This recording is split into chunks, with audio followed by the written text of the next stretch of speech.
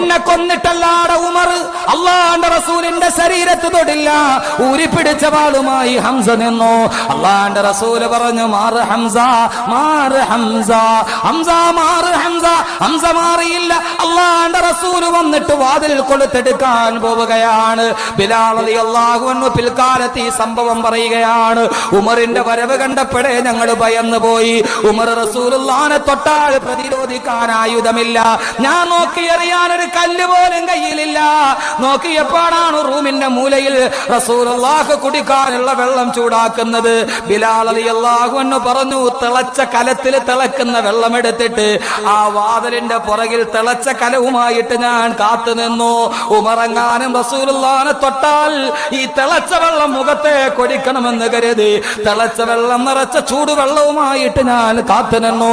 വാതിൽ തുറക്കപ്പെട്ടു. ചെകുത്താന്റെ കണ്ണുകളുമായി ഉമർ അല്ലാഹുവിന്റെ റസൂലിന്റെ മുമ്പിലെത്തി. രണ്ട് കണ്ണുകൾ ഏറ്റുമുട്ടി. റിസാലത്തിന്റെ കണ്ണുകളും പൈശാചികതയുടെ കണ്ണുകളും തമ്മിൽ ഏറ്റുമുട്ടി. അല്ലാഹുവിന്റെ റസൂലിന്റെ മുമ്പിൽ നിന്നുകൊണ്ട് വിതുമ്പി കരഞ്ഞുകൊണ്ട് ഉമർ പറഞ്ഞു, അശ്ഹദു അല്ലാ ഇലാഹ ഇല്ലല്ലാഹ് വഅശ്ഹദു അന്ന മുഹമ്മദർ റസൂലുള്ളാഹ്. കാട്ടാളൻ ഖലീഫയായി മാറിയ ലോകത്തിന്റെ അപൂർവമായ ചരിത്രമാണ് ബഹുമാനപ്പെട്ട സയ്യിദുനാ ഉമർ ഇബ്നുൽ ഖത്താബ്.